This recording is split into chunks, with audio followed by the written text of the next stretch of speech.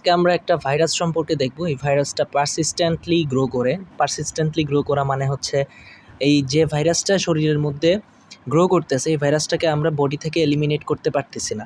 এই কারণে এই ভাইরাসটা বডির মধ্যে থেকেই যাচ্ছে এবং রিকারেন্টলি ডিজিজ প্রোডাকশন করতেছে। তো আমরা এখানে এই ফ্লো চার্টের মধ্যে দেখতে পাচ্ছি যে pathogenesis of herpes simplex virus অথবা হারপিস ভাইরাসটা আমাদের খুবই পরিচিত একটা ভাইরাস। এটা হচ্ছে যে অনেক সময় জ্বর ঠোসা ওঠে, ওই সময় মিউকাস মেমব্রেনে যে লেশনটা দেখা যায় এটা হচ্ছে হারপিস ভাইরাসের কারণে হয়। তো এটা কেন হয় এবং অনেক সময় যদি এটা এলিমিনেট করা সম্ভব না হয়, এটা কিন্তু পারসিস্টেন্টলি এবং লং ডে পর্যন্ত এটা থাকবে এবং এটা কিন্তু মানে থ্রু আউট লাইফ পর্যন্ত ক্যারি করতে পারে।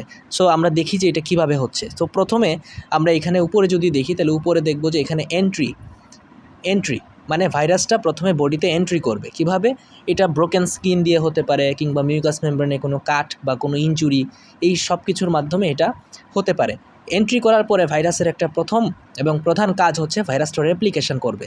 ভাইরাসের মেইন কাজই হলো রেপ্লিকেশন করে সংখ্যা বৃদ্ধি করা।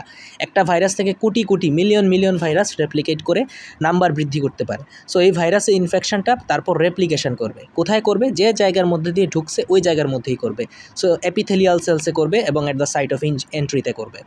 তারপর ভাইরাস রেপ্লিকেশন করলো। ভাইরাস রেপ্লিকেশন করার পরে এই ভাইরাসটা সেল লাইসিস করে বের হয়ে যাবে। অনেক সময় যে আমরা ডান দিকে দেখতে পাচ্ছি যে cell lysis, formation of vesicles আর ব্লিস্টার্স, মানে যে সেলের মধ্যে ভাইরাস রেপ্লিকেশন করেছে ওই সেলটাকে লাইস করে ভাইরাসটা বের হয়ে যাবে। বের হয়ে তারপর আরেকটা সেলকে সে অ্যাটাক করবে। অ্যাটাক করার ফলে তাহলে কি লোকাল স্প্রেড হলো না? একটা সেলে অ্যাটাক করেছিল, ওই সেলটা ভেঙে আরেকটা সেলে যাচ্ছে। সো এই পজিশনটাকে আমরা বলছি লোকাল স্প্রেড। লোকাল স্প্রেডটা অ্যাডজাসেন্ট, তার আশেপাশের যে এপিথেলিয়াল সেল আছে ওই সেলের মধ্যে ঢুকে যাবে এবং লিম্ফ নোডের মধ্যেও চলে যেতে পারে। লিম্ফ নোডে চলে যাওয়ার বা এপিথেলিয়াল সেলের মধ্যে চলে যাওয়ার পরে তার প্রধান কাজ হচ্ছে সে নিউরন সেলের মধ্যে যাবে, মানে মস্তিষ্কের যে নিউরন আছে ওই নিউরনের মধ্যে যাবে। সো এখানে নার্ভ এন্ডিংস আছে, আমাদের সেলের যে পাশ দিয়ে সে ঢুকেছে বা যে জায়গায় সে এন্ট্রি করলো ওই জায়গার মধ্যে নার্ভের এন্ডিং আছে। ওই নার্ভ এন্ডিং দিয়ে, সেন্সরি নার্ভ এন্ডিং দিয়ে সে আসলে চলে যাবে সেন্সরি গ্যাংলিয়ায়। তাহলে বুঝতে পারলাম, তাহলে লোকাল স্প্রেডের পরে সে যাবে কোথায়? সেন্সরি নার্ভ এন্ডিংসের পরে সে চলে যাবে গ্যাংলিয়ায়। এই গ্যাংলিয়াতে যাওয়ার পরে সে আসলে এখানে দেখা যাচ্ছে যে এখানে কোনো ধরনের প্রোজেনি তৈরি করবে না। প্রোজেনি ভেরিয়েন্স যদি তৈরি না করে তাহলে কিন্তু আমাদের বডি যে একটা ফরেন পার্টিকেল আসছে কিংবা এর বিরুদ্ধে যে একটা অ্যান্টিবডি তৈরি করতে হবে এটা বডি বুঝতে পারবে না। এই কারণে এই ভেরিয়েন্টটা কিন্তু infective form of virus. So as it is can not producing any type of progeny variance, so body can not eliminate virus at all. তাহলে আমরা বুঝতে পারলাম এটা কেন হচ্ছে। এই যে নিউরো ইনভেশন করলো, নিউরো ইনভেশনের পর আরেকটা স্টেপ হচ্ছে লেটেন্সি মানে কি?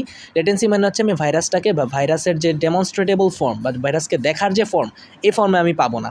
সো এই যে এপিজোম মানে হচ্ছে নন ইনফেক্টিভ ডিএনএ, এটা এরকম আর কি। সো নন ইনফেকশাস ভাইরাস প্রোডাকশন, এইখানে উনি ইনফেকশন করবে না। আগের স্টেজে দেখেছি যে কোনো ভেরিয়েন্ট তৈরি করতেছে না, ভেরিয়েন্ট মানে হচ্ছে ইনফেক্টিভ ফর্ম, আর এখানে লেটেন্সি করলে কী হচ্ছে? নন ইনফেক্টিভ ফর্ম তৈরি হচ্ছে। একই কথা, লেটেন্সি তৈরি করতেছে। লেটেন্সি তৈরি করার পরে ভাইরাসটা তো এখন সুপ্তাবস্থায় আছে, ইনঅ্যাক্টিভ ফর্মে আছে। সো এটাকে আমাকে অ্যাক্টিভেট করতে হবে। তাহলে আমি কি করলাম? রিঅ্যাক্টিভেশন করার ফলে কীভাবে রিঅ্যাক্টিভেশন হবে? স্ট্রেস হতে পারে, ফিভার হতে পারে, ইউভি লাইট আসতে পারে, ট্রমা বা যে কোনো ইমিউনোসাপ্রেসিভ কন্ডিশন বা আদার কোনো ডিজিজ আসতে পারে। এইসব ডিজিজের কারণে ভাইরাসটা আবার রিঅ্যাক্টিভেটেড হবে।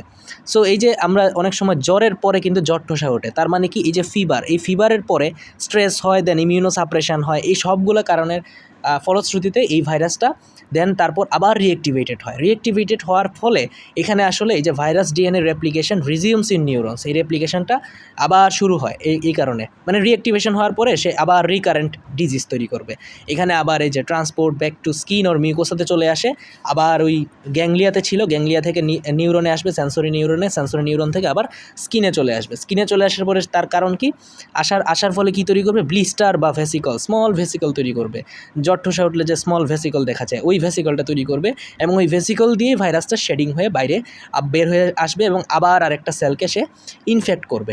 এই যে পুরো প্রসেসটা হচ্ছে প্যাথোজেনেসিস অফ হারপিস ভাইরাস এবং এটা পারসিস্টেন্টলি গ্রো করার জন্য এখানে একটা থিওরি আছে, সেটা হচ্ছে যে এখানে যে সময় সে লেটেন্সি স্টেজে থাকবে ওই সময় তার কোনো প্রোজেনি ভেরিয়েন্ট তৈরি হবে না, মানে ইনফেকশাস ভাইরাস ফর্ম তৈরি হবে না। এই কারণে সে আসলে এটা মানে বডি এর বিরুদ্ধে কোনো ডিসিশন নিতে পারবে না, কিন্তু কিংবা এর বিরুদ্ধে কোনো ধরনের অ্যান্টিবডি প্রোডাকশন করতে পারবে না। So virus can easily replicate এবং রিকারেন্ট ডিজিজ তৈরি করবে, এবং এটা থ্রু আউট দ্য লাইফ এটা চলতে পারে এরকম। সো আজকে আমরা দেখলাম যে হারপেস ভাইরাসের প্যাথোজেনেসিস, এর মাধ্যমে আমরা পারসিস্টেন্ট ভাইরাস গ্রোয়িং এবং পারসিস্টেন্টলি ভাইরাস কীভাবে গ্রো করে এটা আমরা জানতে পারলাম। Thank you.